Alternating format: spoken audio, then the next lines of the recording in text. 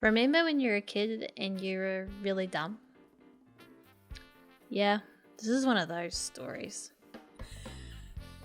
One day I was at my local warehouse. For those of you who aren't Kiwis, which is all of you, the warehouse is a large retail store in New Zealand. It's like Walmart, but...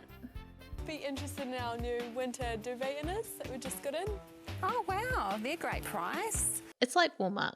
I'm getting sidetracked already. I was at the warehouse one day when I noticed the game in the clearance section. The game in question was Dragon Ball Z: The Legacy of Goku for the Game Boy Advance. I had to get it because it was only $9.97, which was unheard of at the time, especially for Nintendo games. Now, being a dumb kid, I didn't have the insight to think why it was so cheap and why there was a pile of them still sitting in the clearance bin. Because there was a reason.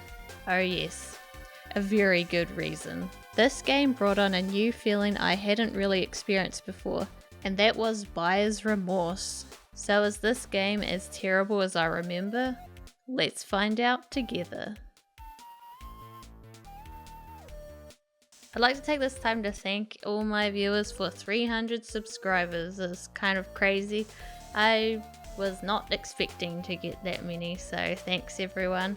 This video is actually, I'm making it my 300 subscriber special video. I did put a poll out for people to vote what they wanted to see, but yeah, no one voted on it. So instead of doing nothing, you know, when people don't really care what you do, you might as well do what you want. So I picked this one, and I hope you guys enjoy it. Don't forget to like, and if you're not subscribed, subscribe. Okay, on with the video. Sorry. Thanks everyone. Thank you. I just realized I have my headphones on the whole time I was recording. Have you ever gone back to a game that you used to love and realized that it wasn't actually that good? Or replayed a game that you used to hate but found out that it was a lot better than you remember? Well, in this series, I'm going to be revisiting some games from my past and seeing whether or not they are as good or as bad as I remember. This is what we had to play.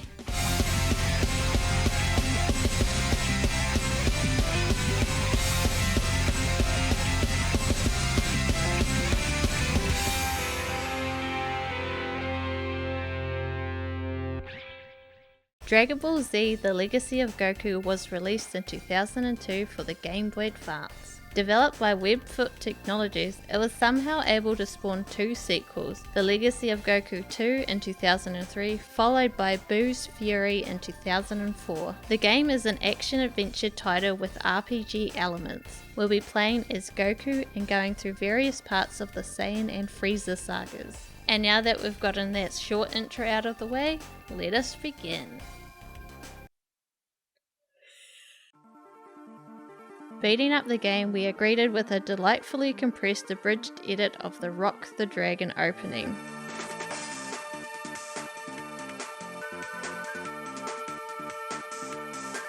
Unfortunately, the music isn't the same. I would have loved to have seen, well, I guess heard, a recreation of the epic Rock the Dragon score using the Game Boy Advance's CPU soundscape. However, I really like the music for this opening theme.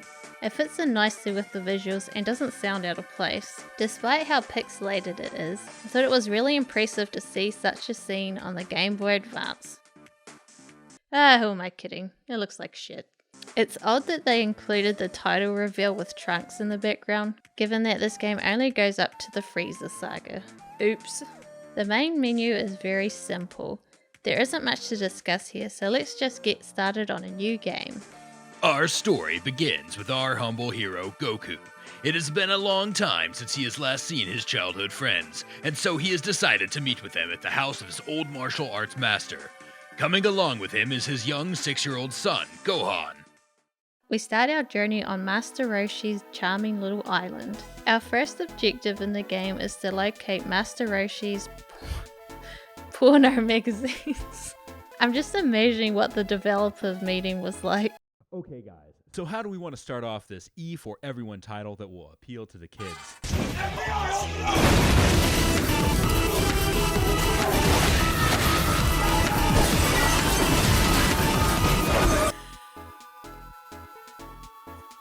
This is so stupid.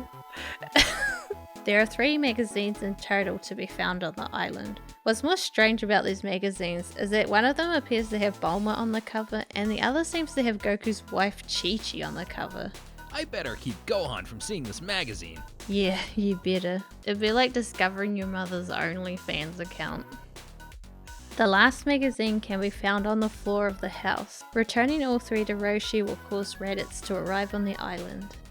I can't believe this is happening! Oh man, what? There you are, Kakarot. Who is Kakarot? You are, of course. You're not from this planet. You are a Saiyan warrior, like me, your brother. A Saiyan? Your brother? I don't believe you. You were sent here as a child to cleanse this pitiful planet of these humans, but somehow you've forgotten who you really are. It must have happened when you hit your head as a child. Oh my! I would never do anything to hurt people. This is my home, and these are my friends. I see you've become soft. Perhaps your son will make do in your place. What? Gohan, no! No. Daddy! When it comes to storytelling, this game has the same issues as Budokai 3 has, but they're even worse here. The story in this game is so truncated and yet so full of filler that it's barely coherent. If you have no prior knowledge of Dragon Ball Z's story, then good fucking luck trying to follow this. Raditz kidnaps Gohan and Piccolo appears offering to collaborate to stop Goku's brother. It's me, Piccolo. Calm down. I'm not here to fight you. Huh? Why are you here then, Piccolo? We have enough to worry about. That guy who was just here, I met him earlier. I think he's much more powerful than both of us, Goku. I suggest a truce. We can settle our own differences later. Why should we trust you? Because he is a bigger threat to me than you, Goku. Together, maybe we have a chance. No way, Goku, don't listen to him. I'll go ahead without you. We can meet up later. Us? A team? Sounds risky, but I like it. I'd better get going. I need to rescue my son. The fastest way to travel is Nimbus! Goku arrives at his house. What? Yeah, this game does that thing where something urgent is happening, but then you get sent off to pick up some flowers, find a cat, grab this boat. Hello? Your son has been kidnapped. This isn't the time to be chatting to Yamcha about baseball. But really, this is just to extend the game's length, and even with this filler, the game can be beaten in only a few hours. Even for a Game Boy Advance game, this is really short. So here we are at Goku's house, and there isn't much we can do in this area. We can talk to Chi-Chi, who is hiding in the trees for some reason, and then we never see her again. I have no idea how you're still married. This game does this a lot with its characters. You'll see a familiar face, talk to them, and that'll be the end of it. They put in the effort to create these sprites, but then they do nothing with them. They merely serve as experience dispensers. Now when it comes to the sprites, they look pretty good. You can tell who they're supposed to be right away. The design uses the chibi style, which involves giving the sprites large heads and eyes. Now I'm not a big fan of this look, but it works well here. We must keep in mind that this is a Game Boy Advance game, and the screen of this handheld has a resolution of only 240 by 160 pixels. Despite the small screen real estate, the chibi designs allow the characters to be instantly recognizable as well as expressive. While the overworld sprites are quite nice, the character portraits used for the dialogue can range from hilariously bad to terrifying. A lot of them look like they've been ripped from a different game. Honestly, you could say that about a lot of this game. It looks like a bootleg game, but it isn't. This is an officially licensed Dragon Ball Z title. We head into the forest and...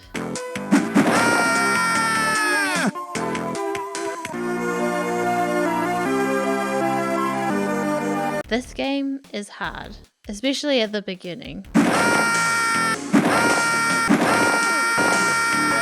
You should save frequently. Goku attacks in 2 ways, punching and ki blasts. The punch is awful to control. It feels really stiff with piss poor damage and piss poor range. You can't move diagonally, so you can't attack diagonally either. So in order for your punches to land, you must be practically on top of the enemy. Because you can attack from a distance, Ki Blasts are a safer option in the early game. By pressing the button, Goku will launch a short-range Ki Blast. Holding down the button causes Goku's blast to become more powerful and have a longer range. Using a Ki Blast depletes your Ki meter, which is displayed in the upper left corner above the health bar. Look how quickly your health goes down. It's ridiculous. The most powerful man on Earth has nothing on these wolves.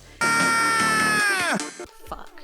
There is an inventory system that allows you to collect and use healing items such as herbs and senzu beans. You can carry a maximum of 6 herbs at once, each will restore a quarter of your health. Senzu beans are a full heal, but you can only carry 3 at a time. However, the only sure way to survive in this harsh world is to engage in everyone's favourite activity, grinding. Haha!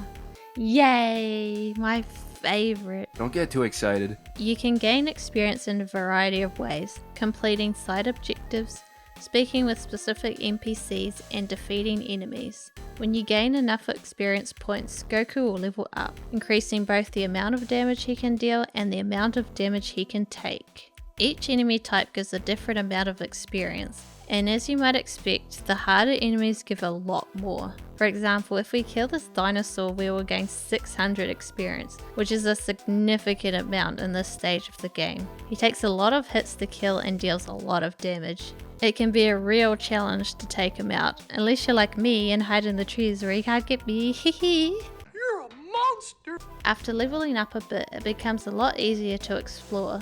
We meet this old man who has a giant dinosaur skeleton in his house. He tells us he can help us find our son, but first we must do some side quests because otherwise the game will be too short. I mean, to stop the disturbances in the forest. The side content is mostly comprised of fetch quests. We need to get some flowers, and then this boat, and then a child. Da da da da da da da da da da da da da da da. A cat and some stones. Truly thrilling. I remember this episode where he got some cats. Sugar. Yeah. Milk! Pardon. During a couple of these side quests, we'll have to use one of the most recognizable elements of the Dragon Ball Z franchise, flying. Right, I'm not messing about. This better be fucking good.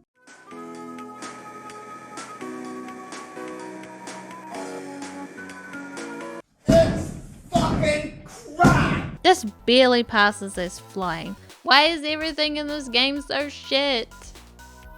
It's so... When you're flying...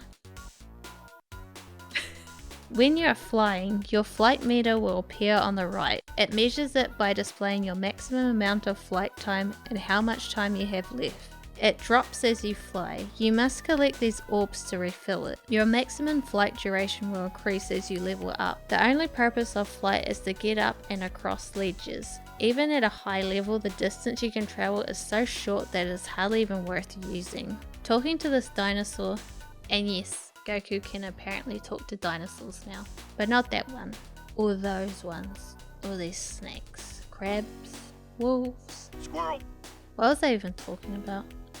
Oh yeah, talking to this dinosaur. We are tasked with finding her missing egg.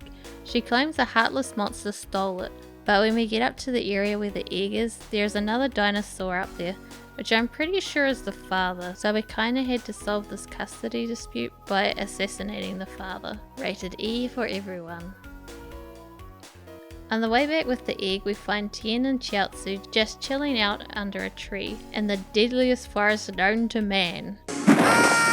Talking to Tien, he offers to help, but Goku tells him he needs to handle it on his own, which is a lie because Piccolo was already helping us. After returning the egg, we have completed everything in the forest and must now dawdle our way back to the old man's house. And I say dawdle because I'm sure you've noticed you cannot run in this game. Our top speed is this jaunty little walk. The cynic in me wants to say it's because they want to pad out the game, but honestly, I'm not sure why they decided against allowing players to run. It's just another example of how inept this game is. The old man clears the way to the next area where we can finally confront Raditz. Before we leave, he teaches us a new move, Solar Flare. Wait, what? So the game has some random old man teach us Solar Flare, and yet we have Tien standing out in the forest doing nothing? Why? Why is everything having to be so stupid? They went to all this trouble to create a sprite for Tien, and yet he isn't even the one that teaches us Solar Flare? Solar Flare is Tien's signature move. Solar flare!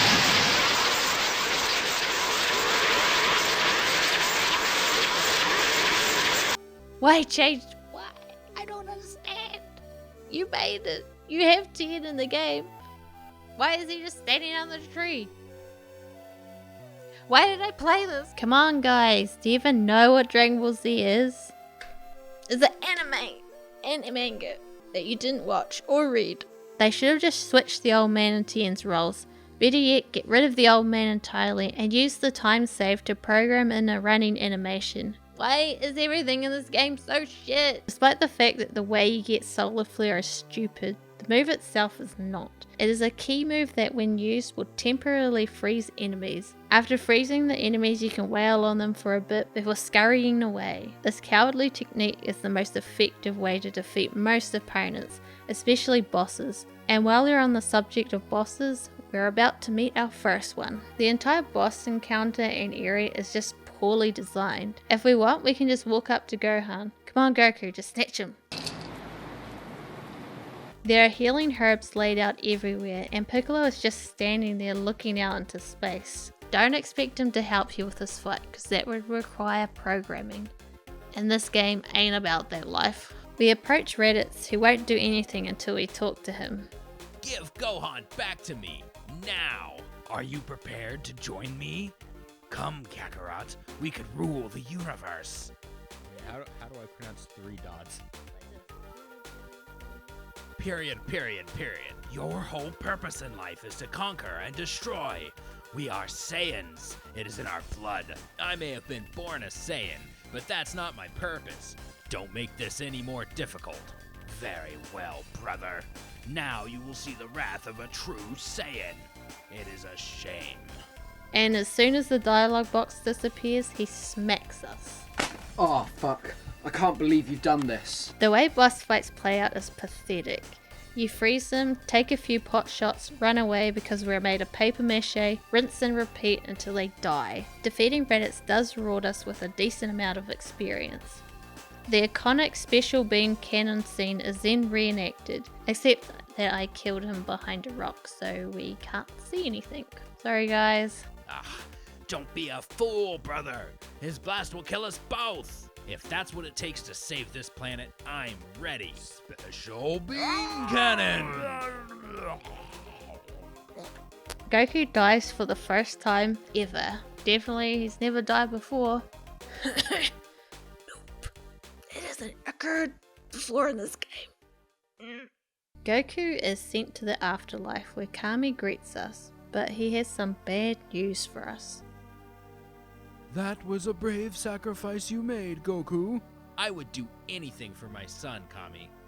You saved not only Gohan, but perhaps everyone else on Earth. But all is not well. What is wrong?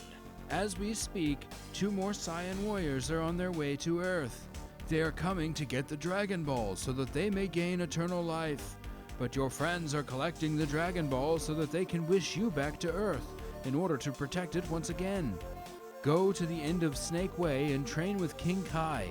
He will make you powerful enough to face these new foes. On my way. This door doesn't lead to Snake Way. Snake Way is long and boring, kinda like my videos. It's nothing more than a long winding path with nothing on it, with the exception of one fight with Princess Snake. She's just chilling in the middle of the road, probably because she's had enough of her opulent palace, which isn't in this game at all. This fight is just so low effort and has no context to it. I don't know why they even bothered including it. Continuing down the path, Goku suddenly loses his balance, even though the screenshot they use makes it look like he was hit by a car. Oops. Goku plummets all the way to hell. I mean, HFIL. Home for infinite losers. You may have missed it in the title screen, but this game is based on the anime's Funimation dub. It was changed to HFIL due to the FCC regulations prohibiting the use of the word hell in Saturday morning children's programming. Yay, censorship, my favorite. When asked about this edit in a 1997 interview with American magazine, Funimation producer Barry Watson said, "To be honest, that Home for Infinite Losers was about the best we could do. Something you have to realize is that to eliminate something like that, there are 30 frames for every second of animation. Our painters have to work through about 15 to 20 minutes of footage, so you're talking about literally tens of thousands of cells to clean up. We do try our best to keep to the spirit of the original animation and to keep in line with a lot of the Japanese spirit of the show." I find this change to be stupidly charming in its own way. I know that it's inaccurate to like the original source material, but nothing else in this game is, so I guess. The game developers don't. HFIL. Home for infinite losers. There's lots of these cloud enemies floating around, and they are damage sponges. Even with my grinding, they take an eternity to kill. I eventually gave up and just avoided them entirely. This level is tedious and desolate. We speak with this red guy who challenges us to catch him, and then he vanishes. Cool. In order to escape, we must find 3 spirits and bring them back to the guy by the health and fitness center. The appearance of the spirit is the most perplexing aspect of this mission. The character portraits resemble little ghosts, but the overall sprites resemble the cloud enemies. The only visual difference is that they aren't moving. There are a total of 3 of them to find. There are also these blue flames and distinct patterns on the ground that look important, but they aren't. There's also this blood fountain in the middle of the level, also not important. It looks cool though. A tree with a fruit is blocked by a barrier, so we aren't able to get to it. But after collecting all 3 spirits, the barrier is dispelled so we can grab it. The red guy reappears and throws us through a portal, returning us to the beginning of Snake Way. Yay! So we must retrace our steps down the path. Snake Way's layout in this game simply does not convey its extreme length well. When you see too much of it on the screen at once, it appears condensed and small. The second time through, there are all these flight orbs scattered around, so we are able to proceed a lot quicker. Even though in the anime there were hands that would reach out and pull Goku down if he tried to skip sections. But I guess they forgot about that part. I also think they might have gone to watch the anime altogether. Finally, we reach the end and we can begin our training with King Kai. Are you King Kai? Well, of course I am. Do you see any other Kais around here? I didn't think so. Okay. Well, can you train me to defeat the Saiyans who are approaching Earth? Saiyans, eh? There aren't many of them left in this universe. Their whole planet was destroyed, but the ones who survived are extremely powerful. You'll have to train hard. Thank you, King Kai. First, let's see how well you can run on this high-gravity planet. Chase Bubbles and try to catch him. If you do, we can move on to the next test. Sounds easy enough. Go, Bubbles. For the first stage of our training, we must catch Bubbles, which like in the anime is far more difficult than it appears, given that we can't fucking run! Well done. Now you must hit Gregory on top of his head with this heavy mallet. Don't go easy on him because he is a flying cricket. We managed to corner him under this tree and bash his skull in. And so our training with King Kai comes to an end and we learn a new technique, the Kaioken. No, the Kamehameha. Wait, what? Goku doesn't learn the Kamehameha from King Kai. He learns it way before. Fuck it. Goku is wished back to life and we arrive at Kami's lookout. Oh my god. Maybe it's just his overworld sprite. You're looking very fit, Goku. I'm really worried though. These Saiyans are true monsters. Be careful. Don't worry, Mr. Popo, and thanks. This is the first and final time we will visit this level. Some poor level designer spent hours recreating Kami's lookout and we're only here for about a minute. There's a lot of this in this game. They go to all this trouble to create these areas and sprites only to never use them. It's truly bizarre. It feels rushed while also being painstakingly detailed. You can tell that some of the people who worked on this game genuinely cared about it. It's just a shame that they had to care about this piece of shit. We fly down to the snowy area. Apart from rescuing this little boy and fighting this dinosaur, there isn't much to do in this area. It's an excellent opportunity for us to put our new move to the test, the iconic Kamehameha. It's fucking crap! It's not even blue. Why is everything in this game so shit? Could we just not have one thing be right? Why can't they just make it blue? Blue was invented in 2002, I'm pretty sure. The box art is blue. Of course, they must have known that blue was the color. As we enter the city, we talk to this little girl who is very interested in the stock market. I wonder how the stock market's doing today. Do you like my girl voice? I just like to hang out at the mall and do my nails. Walking around the city, the residents appear to be very concerned about something. But what exactly?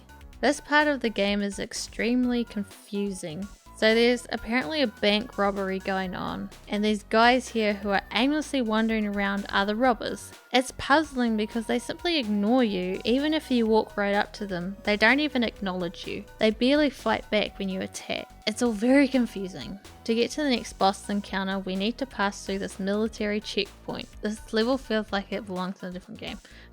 So this is Kakarot, eh? Doesn't look too tough to me. I sense Kakarot's power has grown since Raditz was here. You should be able...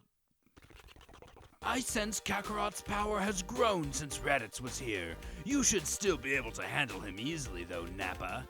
I'll crush the little traitor, Vegeta. Is that him? This is the whole thing? Both the boss fights with Nappa and Vegeta follow the same pattern as the Raditz fight. Get a few hits in and then scurry away while your friends and family do nothing to help you. What do you even do? Defeating Vegeta causes him to change into his giant ape form. Since you don't have your tail, wouldn't expect you to know the form of a true Saiyan. Only the sight of a moon will reveal it. Watch and learn, weakling. But don't get too excited because this isn't some epic boss battle. It's just a cutscene. Yajirobe appears out of nowhere and slashes off Vegeta's tail, restoring him to normal. It would be extremely bewildering if you had never seen this part of the anime before. They didn't even bother making Yajirobe a sprite. It only displays this horribly pixelated screenshot. Hey, Yajirobe is here. He cut off Vegeta's tail. It's about time he did something useful. Look! He's transforming back to normal! No! This isn't possible! My tail! Let go, Yajirobe. Without his tail, Vegeta can't transform anymore. Gohan?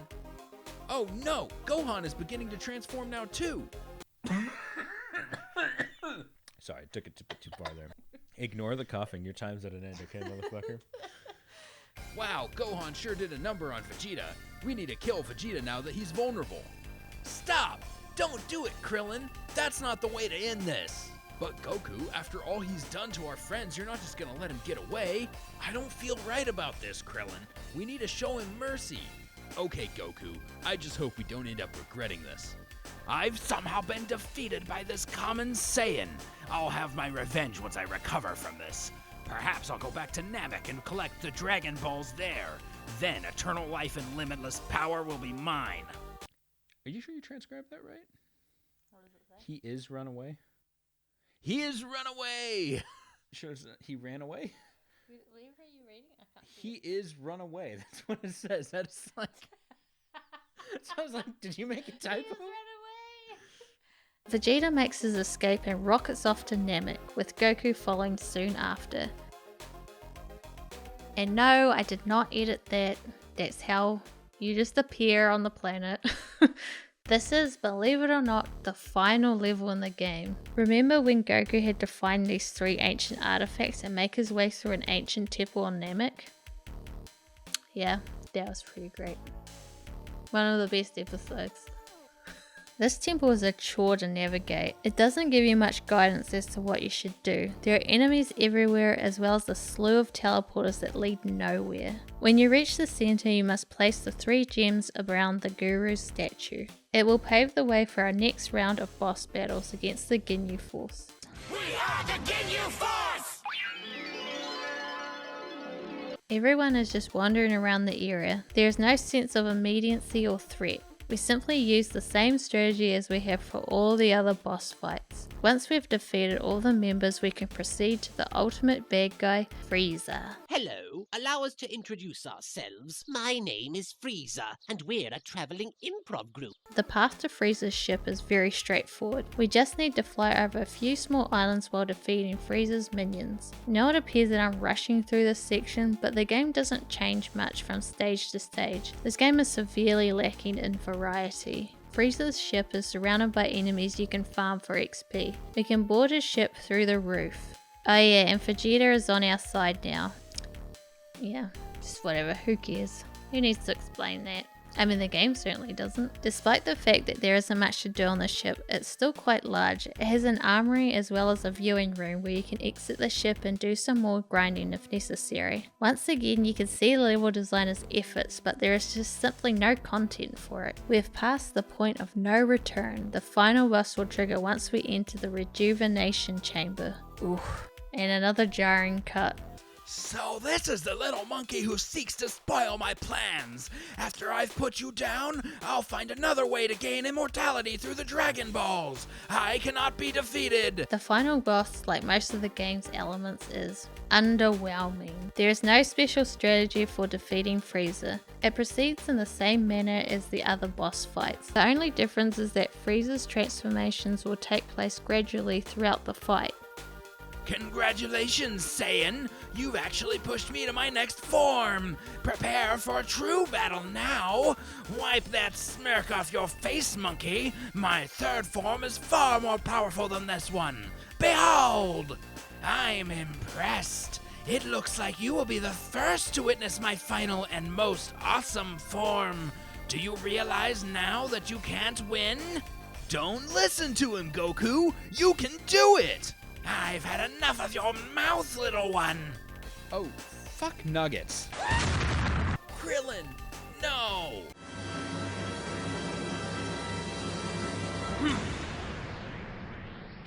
That's not funny. How dare you, Frieza? You pushed me too far now. I've become a Super Saiyan. Your time here is at an end. Super or not super, you are taking your last breaths, monkey. This planet is breaking under the stress of our battle. Die! And Goku eventually transforms into a Super Saiyan. I suppose it's cool that the stage morphs into a destroyed version of Namek. It helps to sell the strengths of these two combatants during this fight. Ah, who am I kidding? It looks like shit. The fighting system is just too simple to bear any resemblance to the spectacle of these battles. And with that, Frieza has been defeated and the game is over. Beaten by a monkey. Ow. At least I die knowing that you will go with this planet's destruction.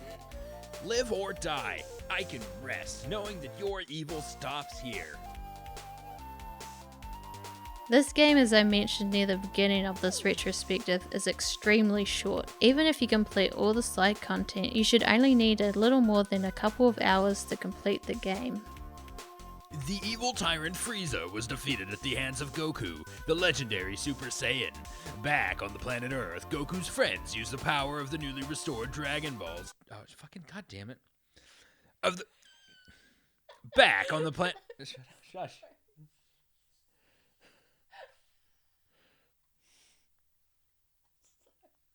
I have to wait for you to be quiet so I can go. Alright. Back on the planet Earth, Goku's friends use the power of the newly restored Dragon Balls to wish all of Frieza's victims back to life. The Namekians, now on Earth and without a world of their own, wonder what the future will hold for their people. This game is a far cry from the action-filled adventures that Dragon Ball Z is known for.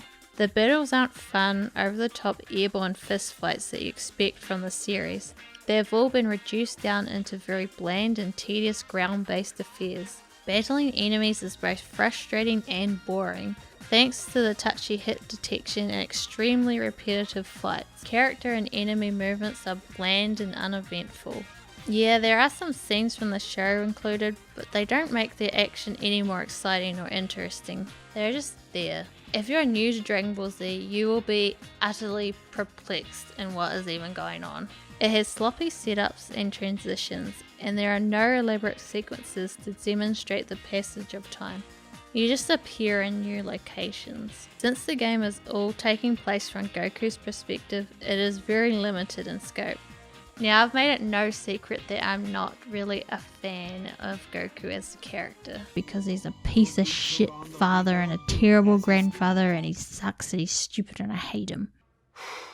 Boy, that escalated quickly. I mean, that really got out of hand fast. But the thing is, in this game, he isn't really much of a character at all, and that is this game's biggest flaw. It completely fails to capture the essence of the anime or the manga. The entire experience feels like a bootleg game you'll find for 50 cents at a garage sale. A legacy is something that is left behind for you to be remembered by. But I think for all of us, this is a legacy we'd want to forget. It's fucking shit. Anyway guys, I hope you enjoyed this video, and thanks again for 300 subscribers. Don't forget to like the video if you liked it, and I guess disliking the video is pointless now because it doesn't mean anything. I think I will do, if we hit 500 subscribers, I'll cover Legacy of Goku 2, and at 1000 we'll do Boo's Fury, so it'll be like a secret sub goal because nobody watches this part of the video, so we probably won't ever reach that, but I am working on a couple of other games anyway, so it's not like we won't be having any more videos. So anyway, thanks everyone. Don't forget to like, I'm pretty sure I already said that. Okay, whatever. Bye.